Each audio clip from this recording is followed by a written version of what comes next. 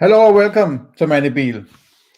I had a little time on my hands here in the near future, so I had a little project on the back burner, which was a deconstruction of Stefan Molyneux's book called The Art of the Argument, Western Civilization's Last Stand, which was publicized about 4 years ago. And let me just start off by saying that I haven't read the book. I bought the book just about when it came out and have never touched it since. I think I just skimmed through the first of 1 or 2 chapters to get an idea. And I thought it was pretty bad, to cut it short, right? But that's not a full review of it as such. So I will take a deep dive at deconstruction, just like I did with his book on ethics called Universally Preferable Behavior, which you can find a playlist on my channel on YouTube, and you can also find most of the videos on Odysee. And let me say that when I made the deconstruction of UPB, I got some comments from present or prior members of the free domain cult, and one particularly advised me to take a look at Art of the Argument. And I'm sitting here getting a little in doubt whether or not it was the other book, which I'm going to take a stab at later, which was called, what was the name? I forgot. It was something philosophy, basic philosophy or something. I forget the title, but you will know which one it is. Common philosophy. No, it's something like that, right? But I'm pretty sure it was this one, because we were talking about arguments and how he sort of uses terms left and right, and there's no continuity in anything in most of what he argues, right? And this guy told me, well, take a stab at, I'm pretty sure it was this one, The Art of the Argument, or at least I have had it on my back burner for a while. So I thought I have a little time on my hands, and I will take a deep dive here, right? Okay. When we talk about arguments, I can't hold back an urge to remind myself of Monty Python, where Michael Palin is going into a office where John Cleese sits there, and Michael Palin is going to buy an argument. So then they get up,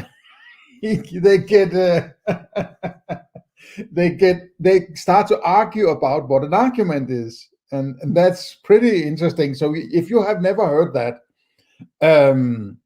try to find something Monty Python and argument, and you will probably be very close to it.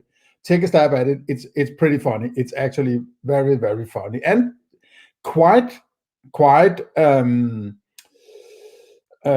philosophical. The Monty Pythons, they had quite a big knack for philosophy, and sort of pop philosophy maybe, or mainstream or low down common man philosophy in a sense, right?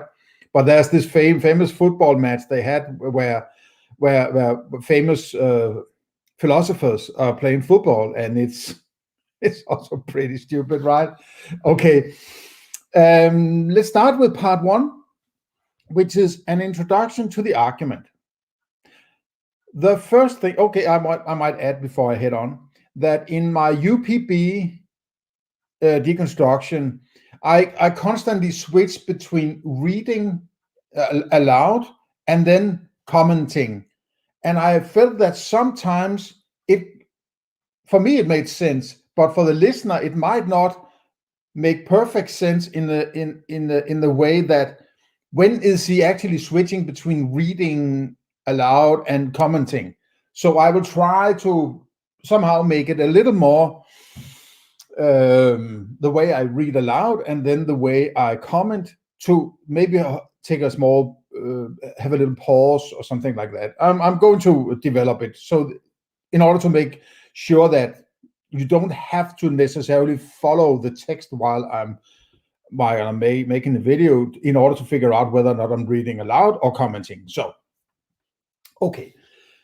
He says, the first thing to understand is that the argument is everything. The argument is civilization. The argument is peace. The argument is love. The argument is truth and beauty. The argument is, in fact, life itself. And I think this is,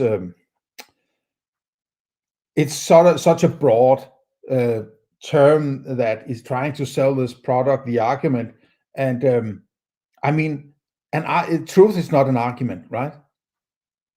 Truth is, you can say if you want to establish truth with another person, you need to make a proposition and saying that's an elephant, and then the other guy or girl can say true or false, right? So you argue in the way you make the proposition, which is a special kind of argument. I could agree with that, but that argument is everything is a little broad in my sort of first impression, right? But let's not delve too deep into that. What do you think of when you hear the word argument? Probably nagging spouses, battling co-workers, internet flame wars, scolding politicians, the kind of win-lose verbal wars that only end when one person cowers in exhaustion and gives up his position. That is not the argument. The argument is the rational map that allows us to navigate and meet in reality. The argument keeps us sane by reminding us of facts and reason and evidence. The argument stops wars, abuse, bullying, manipulation, aggression of any kind. The argument is the robust sport that stops hysterical escalation. The argument prevents the scourge of violence. It is the only thing that can. The argument favors the intelligent, the prepared, the resourceful, the courageous, and the well-trained. The argument rewards intellectual and moral virtues of every kind. The argument promotes the most civil to the highest reaches of influence in society and demotes fools and bullies to the basements of irrelevance. In short, we can embrace the argument and have civilization, or we can reject the argument and descend into living hell without end. There is no other choice. And I understand the generalized importance of arguing in the sense that I would rather an argument is the specific thing. If I say that's an elephant, it's a kind of an argument, right? But that's not what we're talking about here. I know you have to choose a term and label it, and I think argument is fine, basically, right? But I want just to remind myself that argument is the specific thing you say, and debate is when you sort of play ball against each other with words, right? So debating is what he sort of presents here as important, right? So I get that, and I fundamentally agree with him, right? I agree with him, and that's why I am furiously interested in debating or arguing or whatever you want to call it here, presenting my ideas, commenting on his book. So I thought I had another point I wanted to put across, but I forgot what it was. I hope it's clear. It seems like it works pretty decently on the picture. Let's hope it's clear. What is an argument? An argument is an attempt to convince another person of the truth or value of your position using only reason and evidence. There are two fundamental kinds of arguments. One establishes truth, the other establishes value. Okay. An argument is an attempt to convince another person. I'm not very glad about that convince thing, right? It has the connotations of sophistry, right? It's just, I'm sort of, I have my tentacles out, or my sensors at 11, right? So convince another person of the truth or value of your position using only reason and evidence. I'm not sure that I mean, I know definitions are good, but I would like a bit more sort of footwork before we are thrown a very compressed and complex definition of something straight to the face, right? It's very compressed. It would probably take me a long time to decompose it or deconstruct it. Or maybe I should. I think I will mark this one. I could do that. I'm using Kindle, and by the way, this is the Kindle version of the book. So if there are differences somewhere else, you know why. I'm highlighting things that I need to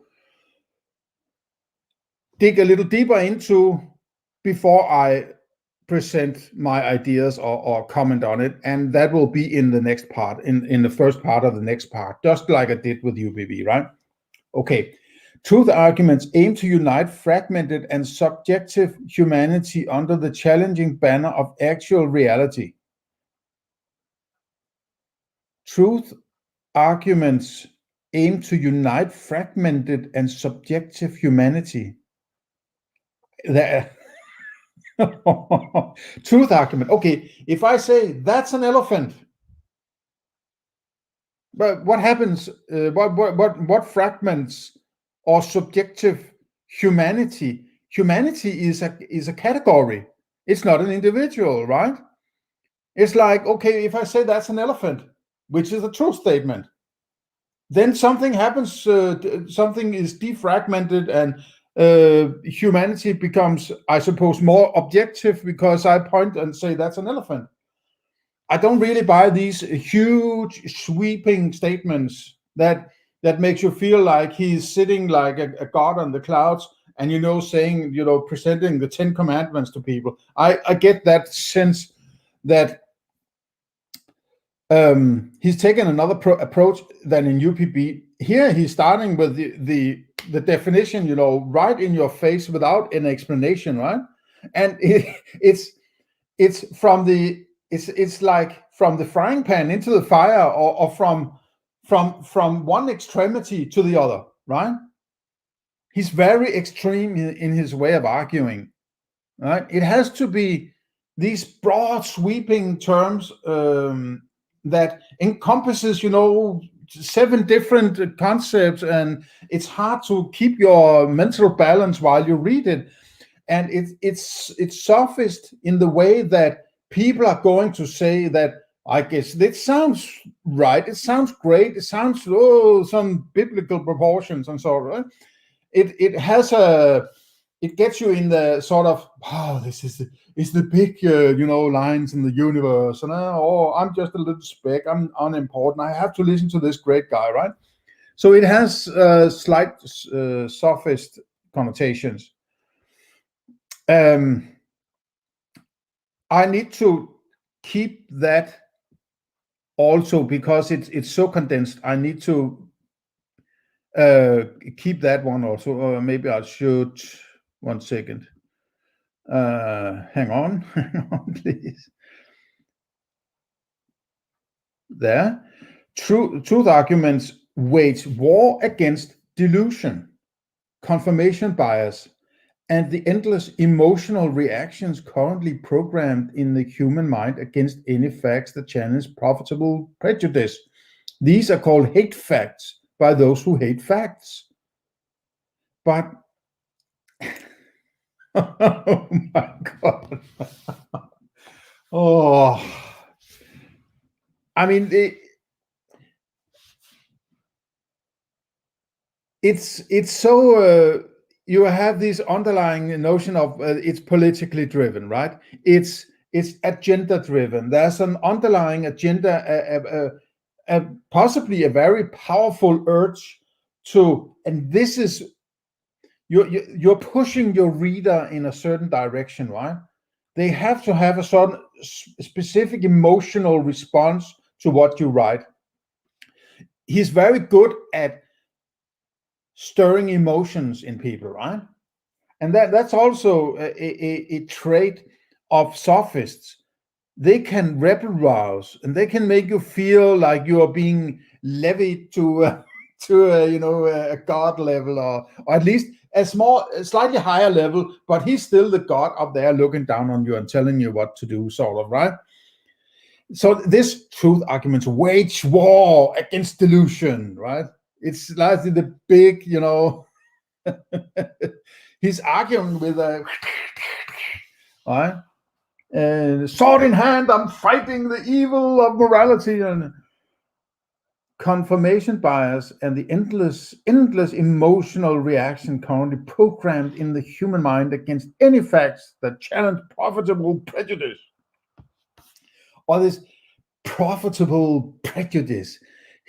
When he wrote it, I can imagine how it felt. Yes, that feels good in the mouth, right? Profitable prejudice, right?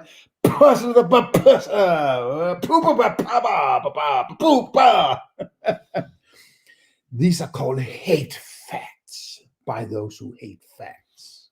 Right? Well, I'm sad to say that what comes to mind to me, and I have to speak my mind, right? I have to speak my mind. I can't help it, right? It's Adolf Hitler that comes to mind. I'm sorry, but it is, right?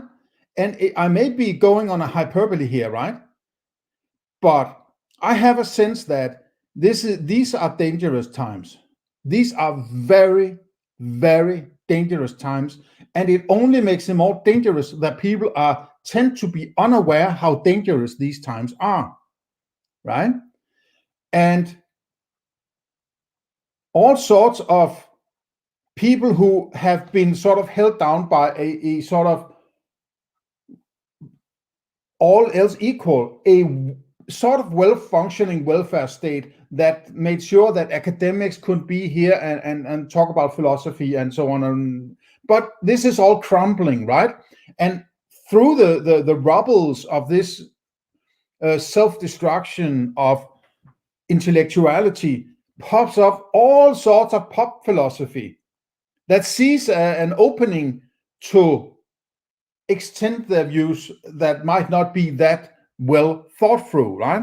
I'm not saying that Stefan Molyneux necessarily is among the worst of them, but it's clear to me, at least during the last 3 or 4 or 5 years, that I think he has thought to himself, 10 years with UPB, I couldn't do what I wanted to do. I couldn't change the world enough. Now I have to step in and do politics and do religion and sort of put on my rebel-rousing fiction writing skills into sort of mobilizing the emotions of the people, right? And I'm sorry to say, but that's the same way I feel about Hitler, right? Adolf Hitler. I think it's about time that people start to talk about relations between when is something fascistic or when isn't it, right? And that's not a discussion about this book, and I need to make that clear, right? It's a side note that when you pull the Nazi card, you always blame for being, did you pull the Nazi card? Well, yes, we should pull the Nazi card all the time to make sure that we don't end up with fascism, or pull the communism card or whatever card you want, right? Nazi card, whatever, totalitarian card, the Gulag card or whatever, right? Because if people reject it as extreme, then extremism has a place to grow, because people are rejecting any kind of comparison with extremism. So extremism can grow without being recognized as extremism. And now I'm taking a stab at Stefan Molyneux, and then he gets my thoughts, right? And that might be a bit unfair, but this kind of lingo, right? Truth arguments wage war against delusion, confirmation bias, and the endless emotional reactions currently programmed into the human mind against any facts that challenge profitable prejudice. These are called hate facts by those who hate facts, right? This is not philosophy, right? It's not philosophy. This is political speech, right? This is your average wannabe sophist, rebel rouser, metropolitan. What is it called? The metropolis in old Athens, right? That eventually ended up killing Socrates, right? Any kind of reasoning skill should be killed, right? I'm not saying that it's that far out with Stefan Molyneux. I think far from it. But that doesn't change the way the things are written. This is not philosophy. You don't start off with saying this is the argument or this is the definition without sort of settling any kind of philosophy before you establish the definition, and sort of rail against humanity here, and programmed into humanity, and it's what was it? Subjective humanity. This is all 8 billion people in the world, right? Emotional reaction currently programmed into human mind, and it's just I don't like it. I don't like it at all, right? So I have my guards up already, right? I have my guards up. I'm sorry, but I am going to treat this with very, very cautionally, right? Okay. Value arguments aim at improvements in aesthetic or moral standards. I think this is about definitions, right? This is about definitions. Oh, sorry. What the hell happened there?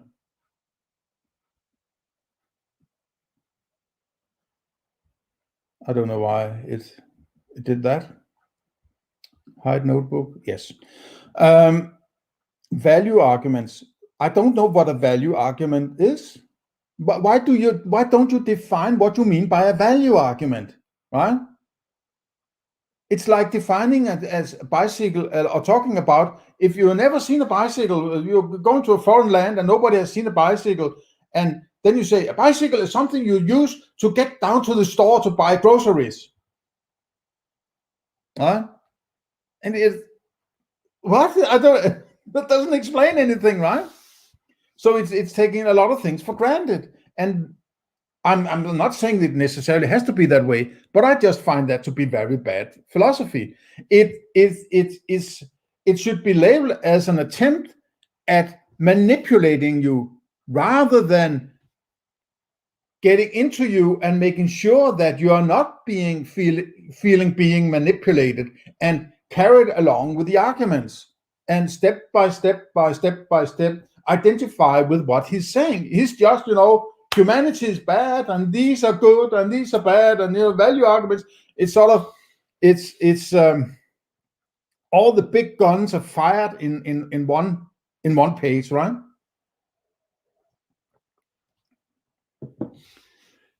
Aesthetic or moral standards. It's almost too big for me to handle, right? I can't handle philosophy on this level because it's so political, it's so manipulative, right? So I have to let it go for now, right? We should really buy this picture, not that picture. To let's go to this movie rather than that movie. To the human mind is elevated by exposure to beauty, not ugliness. So it is preferable to pursue virtue rather than vice, and so on. Oh, take note of the word preferable, right? A truth argument can tell us who killed someone. How? Can you make a truth argument about JFK?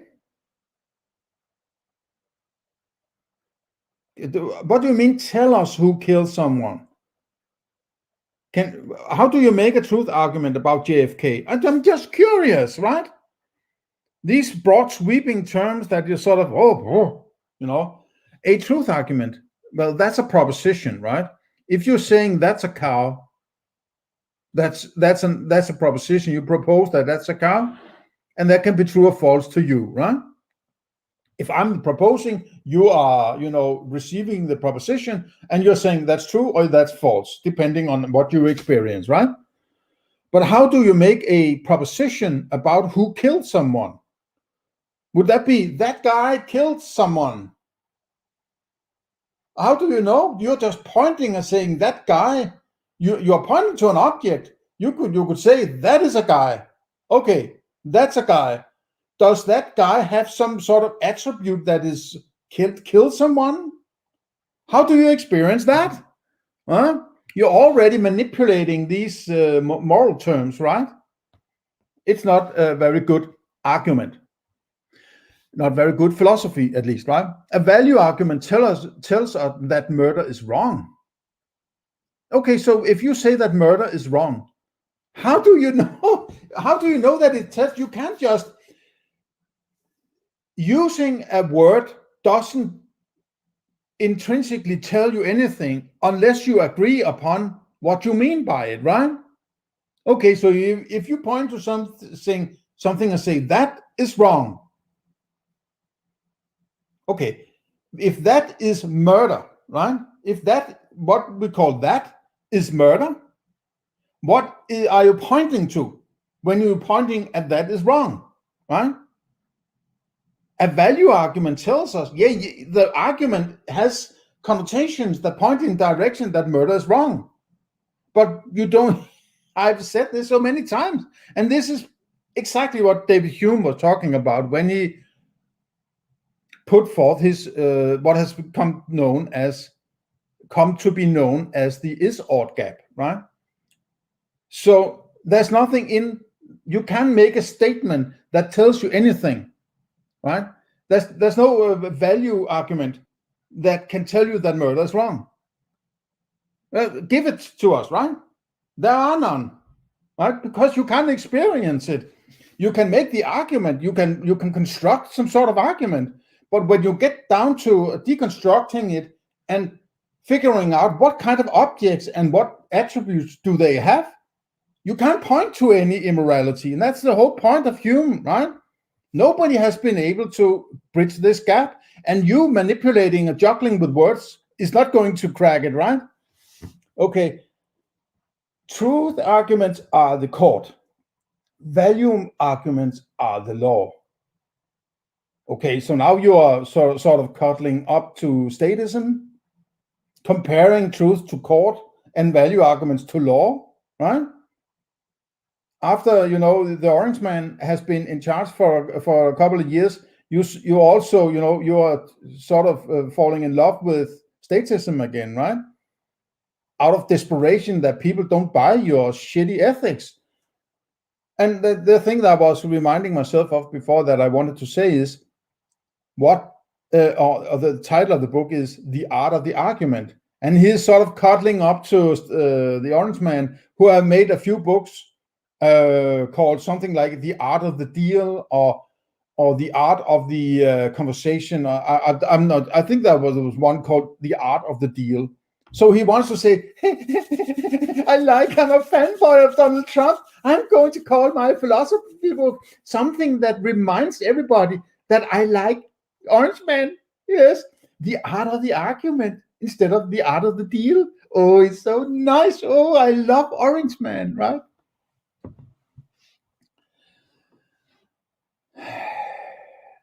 A truth argument cares nothing for consequences. A value argument cannot be defined by consequences, but cannot be indifferent either.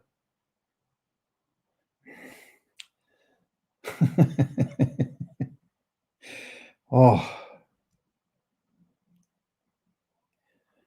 A truth argument can establish whether arsenic is present in a drink.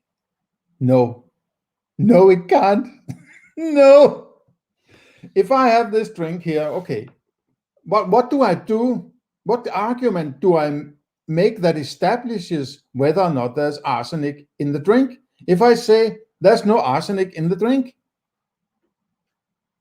what does it establish? It's just words. For all I know, there might be arsenic in it. How the hell will I know? You need to do a lot of scientific research to figure out whether or not there's arsenic in it. You cannot just, make an argument and then establish, right? And this is so, it's annoyingly simplistic, right? And why don't you call a truth argument a proposition? Because that's what it's normally called. Okay, I think that it's because the book is called an argument, so you're distinguishing between arguments. And this, okay, I'll buy that one, right? And okay, let's say I went to my laboratory and I put it through a chromatography or whatever I needed to do to figure out whether or not there's arsenic in it. How would you know if you're sitting next to me, right? And I said, there's not arsenic in this one. How would you know? You have to trust that what I'm doing. Say, yeah, I did this and I did that. I did this and I did that. And you have to trust me. But the other person is none the wiser, right? You're talking about corresponding with each other and debating and arguing with each other. You're not trying to argue with yourself. I hope not with your book, right? So this is about communicating with others and debating and making propositions and so on, and how to establish knowledge and objectivity and these things, I suppose, right? So if I say I have checked this water and there's no arsenic in it, what kind of knowledge is that to another person? It's only based on trust. They have no knowledge. In fact, I don't, even if I've done 30 minutes ago, I have done some analysis on this. First of all, the analysis might be wrong, right? And secondly, that analysis is now in the past. So I no longer have any empirical observation of this glass of water. So now I no longer know if there's arsenic in it. I mean, if I had tested it, I would be willing to take the chance, and I'm going to take the chance right now. There's no arsenic in it, but we'll see in a few minutes if I, tumble down and this live transmission will end in 53 hours or something with a black screen or me resting on the space tab or something. It's very simplistic. It's so simplistic that it's an attempt to avoid using rigid philosophy to get to people. So I think this is should be categorized as unphilosophical. This is simply not philosophy. This is just throwing things in your face and hope that it sticks, right? It's not philosophical. It's simply it's too. I know this is an introduction, but still, it's like. I mean, it's too. There's too little philosophy in it to be functional for anyone like me who wants to delve into philosophy. And those who are not philosophically, let's say, minded, they'll just buy it maybe and think, oh, this is fantastic, great philosophy, and I'm going eating it hook, line, and sinker, right? So, okay. Truth argument instead of a value argument can convince you not to serve it to someone. I'm not sure that that's the purpose of a value argument, even if I knew what a value argument is. Okay, these two kinds of arguments are not completely independent. For a truth argument to have value, we must value the truth. We? Are you talking to 8 billion people or what? I mean, why do you have to value? I need to get into this, right? Why do you need to value truth? If I say that's an elephant and it's true to me, do I have to do some, valuation or think that that's a valuable insight in order for me to do anything with it? I don't have to value it. In fact, I don't want to go around valuing everything that I know all the time. Then I would but just, die trying, right? It's a weird way of arguing. What about false? I'm as hooked on false as I am with truth, right? It's as important to know that something is false that it is that it's true. If you're saying that's an elephant and I look in that direction and I don't experience an elephant, well, I'm going to say that's false. And if you keep saying, no, it's true, I'm going to say, no, it's false. In that case, I will, if somebody comes to you and say, there's a pandemic over there, right? And you're saying, I can't see any pandemic. No, but it's not visible, whatever, right? What are you going to do? I'm just going to say, okay, I have to believe it. Somebody says there's a pandemic, so I have to believe it, right? But belief is not knowledge. You have to experience by your own accord, right? So all these magical arguments that can establish knowledge in other people or morality or anything like that, it's a pipe dream. It's impossible. You can't tell people what is morality, what is moral, because they have to establish that themselves, comparing their situation, their experience to a moral principle, right? You can't tell them what to know because they have to have their own experience about objects in the world in order to establish what they know. You can't give them the objects. You, at most, could you say, hey, look down there. Do you see an elephant, right? So you by proxy, or what it's called, you could give them the knowledge that you have, right? But you can't say, don't look, there's an elephant, right? And then all I would know is that you're saying elephant. You're saying the word elephant. That doesn't mean I know elephant, right? So I have to have the experience. So you can't give me knowledge. In fact, nobody can give anybody else knowledge just by words alone, right? So the whole foundations for this book is actually, null and void. Okay. Truth arguments. Truth arguments are divided into two categories. Okay, so we have truth arguments and value arguments. Okay, and then we have the truth arguments. Then there are which are divided into two categories. I'm making a small reminder here. That were once taught to even moderately intelligent people, but which are now mostly withheld from everyone.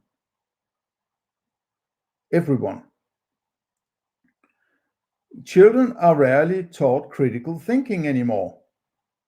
And society has become so anti-rational that basic reason and evidence are the new counterculture. Thought is the new punk. Pop philosophy. My freaking ass. The first category is called deductive reasoning. The second is called inductive reasoning. Okay, interesting, because I might remind myself and you, the listener, that to prove his ethics, called UPB, he used deductive reasoning while claiming that UPB is the same as science, which is in fact inductive reasoning. You might want to square that circle, but you won't get to a good result, I promise you. Okay. The general difference is between certainty and probability. One way to differentiate them is that as babies, we learn certainties before we learn probabilities, and D comes before I in the alphabet. Deductive reasoning. Deductive reasoning gives 100% proof, assuming all the premises are correct. Inescapable, perfect, divine proof. The standard.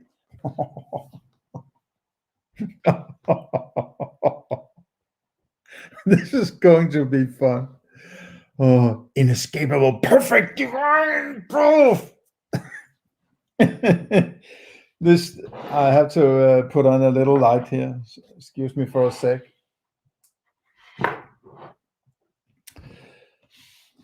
All men, the standard example is all men are mortal. Socrates is a man, therefore Socrates is mortal. Given that premise, given the premises 1 and 2 are valid, the conclusion 3 is inescapable. Well, you can avoid making the conclusion. Nobody says you have to make any deductive conclusion, right?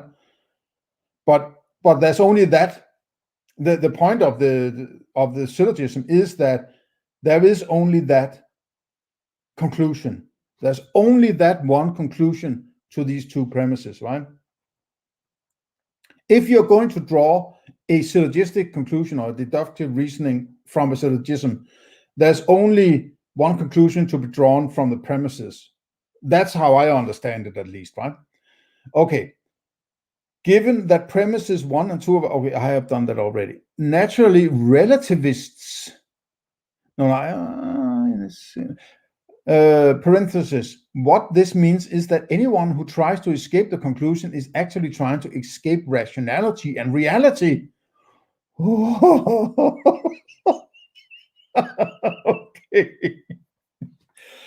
But what do you mean escape the conclusion? If I'm reading a book on Socrates, and the book says it's about Socrates, and there's some guy in on page 64 that says, and all men are mortal, as you know. Would I be sort of pressed to, okay, now I'm going to make a deductive reasoning.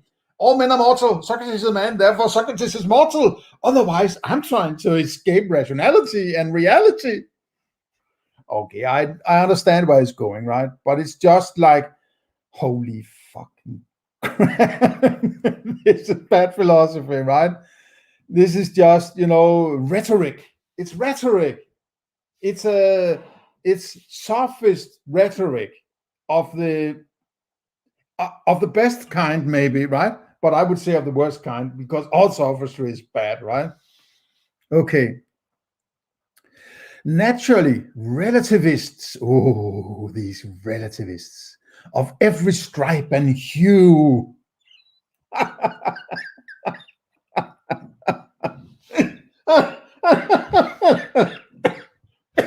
Excuse me.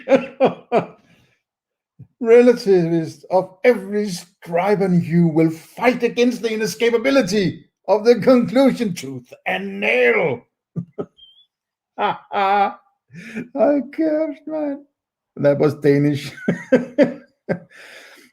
Getting most modern thinkers to accept the absolutism of deductive reasoning is like trying to use a nail gun to attach electrified jello to a fog bank.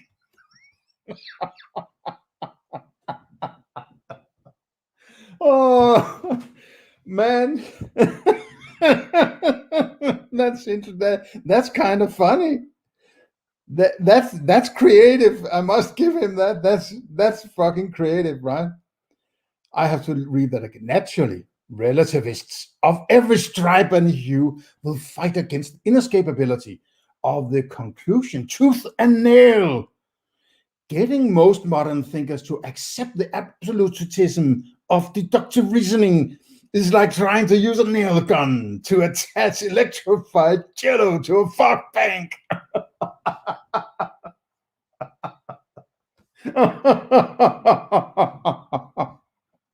Holy crap, man. Electrified jello.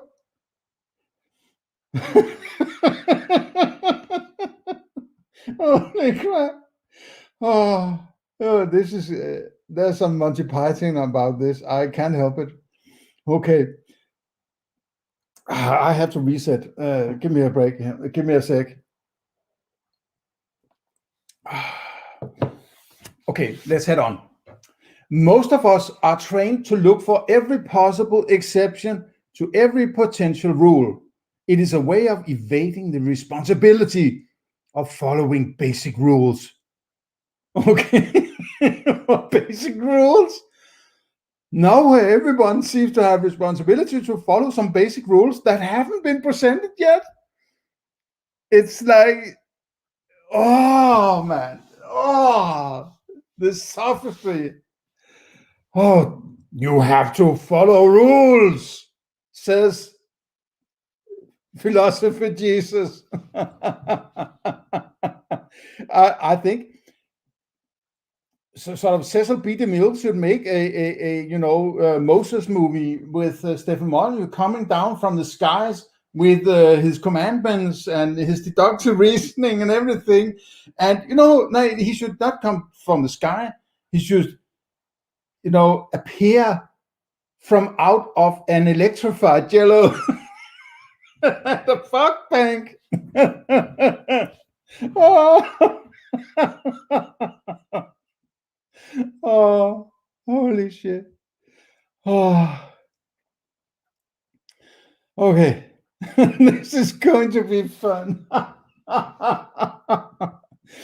However, I'm carrying on. If you surrender to the peace of absolutism, if the premises are correct, how do you know when they're correct? Okay, I'm not. No. I'm sorry, I'm provocative. Oh, excuse me, Mr. Molyneux. And the reasoning is correct. The conclusion is absolute and inescapable. You will quickly find it a beautiful place to be.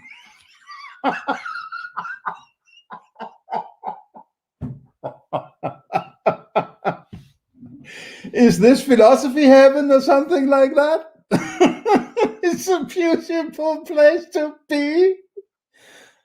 I'm like, God, what kind of sophistry is this? I can't believe it. Oh, you will quickly find it a beautiful place to be. And that relativists, there's some relativists crawling over there, knocking on my door. They're trying to infiltrate my Discord server, trying to manipulate those edgelords, trying to find holes in my great philosophy. Those relativists, they subjectivists. Oh, I hate them. Relativists are trying to deny you the peace, the zen, and beauty of the paradise called certainty. Take a deep breath, understand this, and your life becomes much simpler and much more effective. Relativism is the air horn that shatters the peace and concentration of reason. Oh, holy shit, man.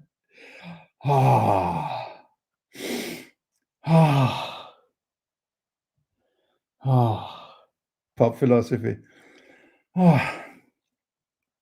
Okay, head on. If deductive reasoning leads to a conclusion you disagree with, you are certainly free to deny that conclusion. But why would, I'm just curious. This is an introductory chapter, so I don't think that I need to go that deep, right? But just to pick on this one, right? If deductive reasoning, I have to do the deductive reasoning, right? You're inviting me to do deductive reasoning so I can get into philosophy heaven, right?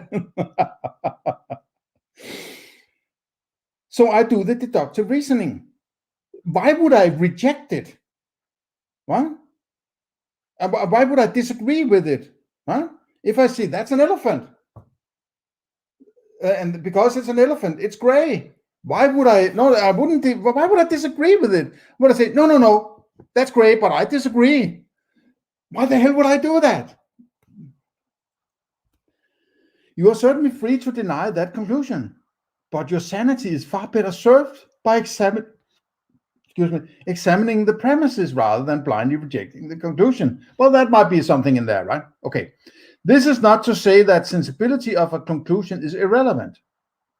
Aristotle once said, all right, how the hell does he know, right? Was he there?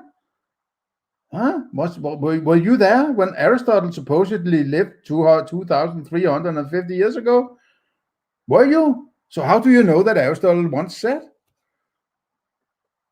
that if your moral system somehow proves that murder is a wonderful thing, you've made a mistake somewhere? I have heard him spout this also about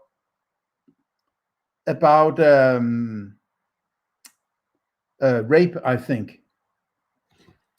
Sometime in his moral podcast, and maybe in some of the presentations of UPB, and maybe also in the book of UPB. I'm not quite certain, but I would like to see that quote if it's in a book somewhere, because he wasn't there when Aristotle supposedly said this. So he must have read it in a book or heard it down on the corner with his lads. I would like to see some reference to this. So if anybody out there knows about this reference, I would like to know. So please help me, right? Okay. A negative reaction to a conclusion is like a suspicious coroner's report. It doesn't prove a crime, but it should certainly spur further investigation. Okay. Heading on. Deductive reasoning is the process of extracting general rules from specific observations. Is it? Is it not the other way around?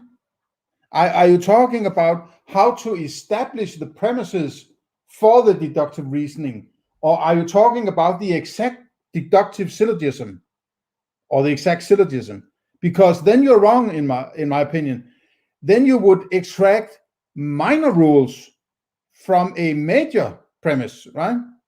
You will, if you say, all men are mortal, that's the generalized rule. Then you have an experience called Socrates, and then you say Socrates has this mortality. But that's a lower level than the generalized term of human beings being immortal, or men being mortal, right? So it's just confusing, that's right. If I notice, I'm heading on. If I notice that some animals are warm-blooded, I can create a category called warm-blooded. But that's a relative term, right? If you're living on Antarctica, 10 degrees below zero is warm. But in Sahara, it's very cold, right? Warm-blooded is just a fictitious categorization that some animals seem to have colder blood than other animals that have warmer blood, right? They are not warm-blooded in themselves. You are not experiencing warm-blooded. You need to understand this. This is important. You are not experiencing warm-blooded. You are experiencing something, and then you compare it to your ideas of what categories you have an idea of beforehand. And you say, I am going to say that this animal fits into this artificial category that I or somebody else created about to categorize animals, right? But you are not experiencing warm-blooded, right?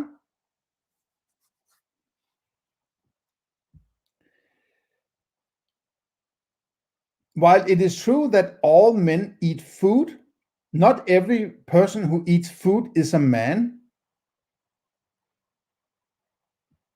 No.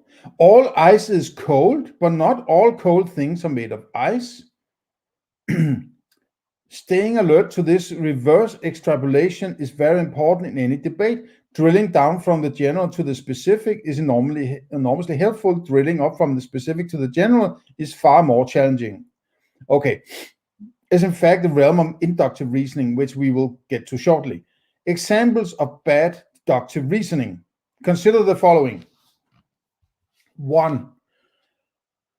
Bad deductive reasoning. Why don't he take the example, the core proof of his ethics called UPB, where he does deductive reasoning? It's so unbelievably freaking bad reasoning.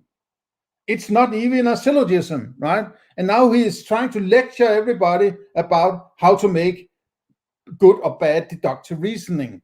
I mean, why don't you grab your own tits and look at yourself before you lecture other people about how to do deductive reasoning, right? And what deductive reasoning can actually be used for, right? All plumbers can swim. Bob knows how to swim. Therefore, Bob is a plumber.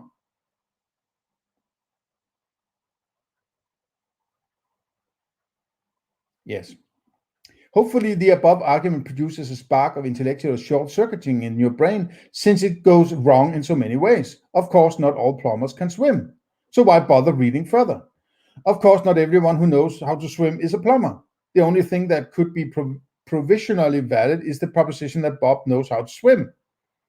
Does this seem crazy? It is actually more common than you think. Consider this. Kind people are socialists. Bob is a kind person, therefore Bob is a socialist. Or kind people support the welfare state. Bob is a kind person, therefore Bob supports the welfare state. Or conversely, people are either mean or kind. Only kind people support the welfare state, therefore only mean people oppose the welfare state. Bob opposes the welfare state, therefore Bob is a mean person. Or people are either mean or kind. Kind people want children to be educated. Only the government can educate children. Bob opposes government education, therefore Bob opposes children being educated, therefore Bob is a mean person. Or only mean people want poor people to starve.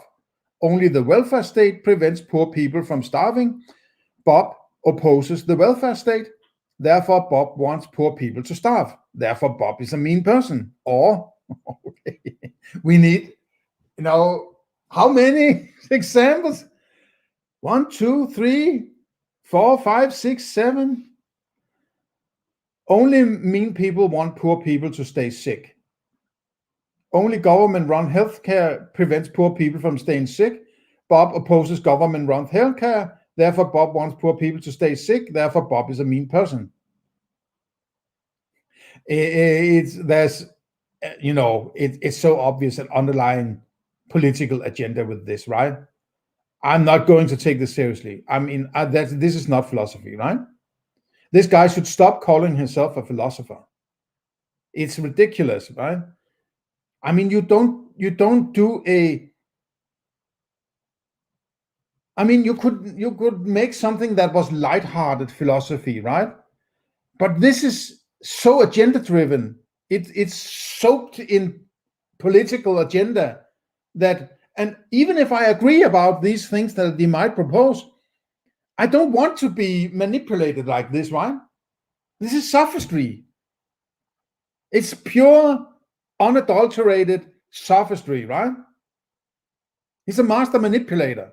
Maybe he's not I'm not a good manipulator. I'm actually almost unable to manipulate, right? And that's why I consider myself a decent philosopher. I might not be that great, but at least I am very bad at manipulating. I actually want to be told if this is manipulative, whatever I do, right? And somebody who was manipulative or a good sophist might not mention Adolf Hitler in a critique of this book, but that's what came to my mind, so that's what I'm presenting, right? So it's, honesty is, a road to peace or something of some kind, right? Inner peace, right? Being honest, no matter, to the extent that you want to be honest. You don't have to tell anybody anything, right? I'm not a proponent of, if somebody asks you something, you should also always tell them the truth. Far from it. If you do not have any agreement with anybody about honesty, you can tell them anything you want or shut the fuck up if you want. That's fine with me, right? But I'm not politically correct, right? And I don't like. And another thing is, this guy was a sworn kind of a famous anarchist for 10 years, and then everything is about politics all of a sudden when an orange man comes in to run the show, right? Which is not even in his own country. He's not influenced by the politics of the orange man. Okay. It is easy to see how ridiculous these arguments are when broken down into syllogisms. But aren't they a kind of syllogisms already? Okay, let's see. But it is amazing how endlessly these fallacies are replicated in political conversation. People are either mean or nice. Nice people support the government program called immigration. Bob opposes the government program called immigration. Therefore, Bob is a mean person. What very few people seem to notice these days is that there is no actual moral or factual argument in any of the above examples. There are moral statements, right? But they may not be grounded in anything, but they are moral in nature, right? They are very moral in nature. And that's what gets people up from the couch, right? If there's just, that's an elephant, people will say, okay, so what, right? But if these people are bad and these people are good, people start listening, right?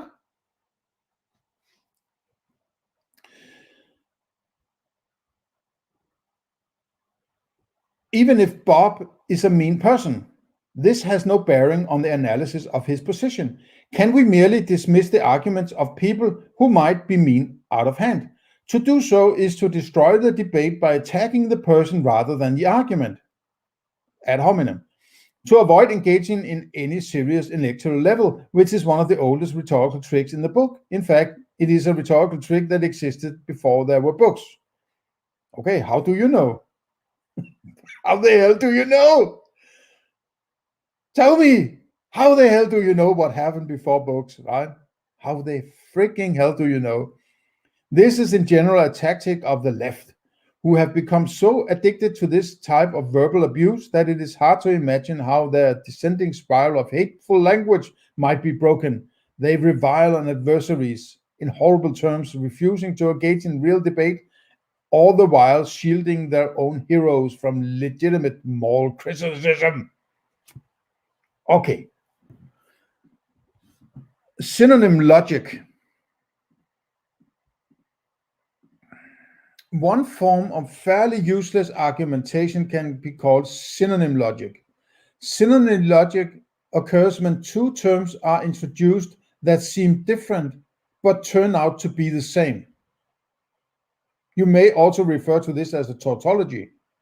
In my university debating days, the example given was Coke is it, where the word it turned out to be defined as Coke. This less than stellar intellectual achievement of proving that Coke is stirring reminder of Aristotle's first law of logic, but nevertheless remains unimpressive to anyone over the age of 4. Okay, this is sort of pop philosophy again. What's so magic about the age of 4? So it's a humorous approach, right? Just, I would be very careful using this kind of funny language in a philosophical dissertation. This happens more often than you might think. In many religious debates, the word God often ends up being defined as the universe or existence. Yeah, I know that. Yeah, sure. Or, mind at large or something like that, right? In this context, proving that God exists merely ends up proving that existence exists. Alternatively, God can be defined as belief in God with similar results. In the realm of political debate, the word education generally turns out to mean coercively funded government schools, which is not the same at all, since education takes many forms. However, by creating this false equivalency, opponents of coercively funded government schools can be easily painted as opposing education as a whole.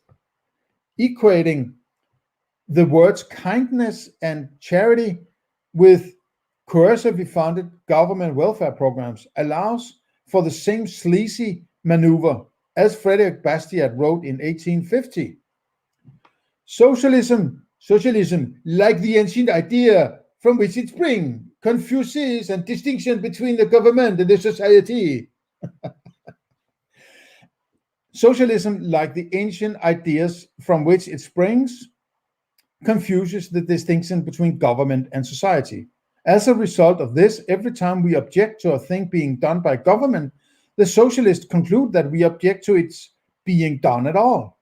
We disapprove of state education. Then the socialists say that we are opposed to any education. We object to a state religion. Then the socialists say that we want no religion at all. We object to a state-enforced equality. Then they say that we are against equality, and so on and so on. It is as if the socialists were to accuse us of not wanting persons to eat because we do not want the state to raise grain. In the same way, foreign aid generally gets defined as the only possible way to help poor and innocent people in other countries avoid dying from hunger, which pulls the neat linguistic trick of allowing you to accuse anyone skeptical of the value and virtue of foreign aid to be in favor of the innocent starving to death. Have a look at the following argument. Bob is a bachelor. All bachelors are unmarried men. Therefore, Bob is an unmarried man. While this is true and valid, what has it really added to the sum of total human knowledge? It amounts to little more than looking something up in the dictionary and saying that the word matches its definition. The phrase unmarried man is merely definition of the words bachelor, and synonyms do not add much to human knowledge. It adds nothing, except perhaps for people learning the basics of a new language, precisely those who are not prepared to debate in the first place. One of the reasons why clear definitions at the beginning of a debate, clear definitions. And he started out without the definition of a complex thing like arguments, but all the terms used in the definition of argument have not been defined, right? Deductive reasoning works better with concepts than instances. The biological category dogs is partially defined as mammals with 4 legs, but of course not all individual dogs have 4 legs due to accident, mutations, disease, and so on. Also, equally obviously, not everything with 4 legs is a mammal. Lizards, tables, etc. These are definitions. It's a sort of a linguistic coincidence that tables, the sticks that goes, sticks out of a table, is called a leg. And there's a similarity with a dog. It could be called a loogie instead, and then you wouldn't use it because it's not called legs. So it's sort of coincidental. I know it's not very important, but anyway, he is not very good at making clear distinctions between what you observe empirically, even though he claims to be one of the greatest empiricists of all time, and what you are extrapolating, what you are extracting from that experience, right? As I said, with the warm-blooded animals, you are not experiencing warm-blooded, right? Some boy or person who has lived alone on a deserted island with animals for 20 years wouldn't know what the hell you're talking about if you say warm-blooded, right? It's a definition that is explained and defined and so on, right? Using sort of when it's warmer than 20 degrees or whatever it is, then it's warm-blooded, otherwise it's cold-blooded. It's an arbitrary chosen categorization, right? And these things, you need to understand the difference between conventions and empiricism, right? It's very important. Overlapping categories are even more confusing to many people. Every time I make the case that atheists tend to be leftists, a kind of spurgy category confusion erupts into random guises of emotional defensiveness. Not all atheists are leftists. Atheism is not a political category. I'm an atheist and I am not on the left, so your argument is invalid. These kind of trends can be very confusing to people who don't understand basic reasoning. Consider the following case. Atheists tend to be leftists. In a democracy, people tend to vote according to their political beliefs. Therefore, in a democracy, as atheism tends to increase, leftist policies tend to increase. When laid out in this fashion, things are not so terribly complicated, are they? Well, they are not obvious to me, because how do you know whether or not something is leftist. That's also an artificial category, right? Voting is not something you experience. That is also an interpretation, right? A political belief is an interpretation. Democracy is a category or a convention. Atheism is a convention, or it's something increasing. You don't experience increment or increasingness, right? Leftist, you don't experience leftist. A policy is a convention. I mean, this has nothing to do with syllogisms or understanding reality, or that certainty about reality that you're so much in love with and inviting everybody to come into. There's nothing here that is can be objective in any way. There's nothing in these statements that make any sense from a empiricist point of view, which you're talking about syllogisms and deductive reasoning in this chapter. And there's nothing to deduct, right? You are referring to all kinds of sophistry and manipulation. And then telling me by rearranging this way, now it all of a sudden makes a lot of sense. It doesn't, because it's not a syllogism. When an argument is made for a tendency, replying with the counterexample is not an argument, but a confession of fundamental, usually over-emotional, intellectual illiteracy. If I say Danish people, well, I'm one of them, tend to be tall. Well, I'm 6'3", so I'm a tall guy. Replying that you know a short Danish person merely serves as your confession that you do not know what the term tent means. No, but tent is not a deductive reasoning, right? It's something else. It's probably that probability you are talking about. Okay. Correlation and causation. Of course, the fact that atheists, no, I will keep this to the next chapter, right? It sounds like a good idea. I have spoken to you for, an hour and 12 minutes. I think I will keep this to the next chapter. See you next time.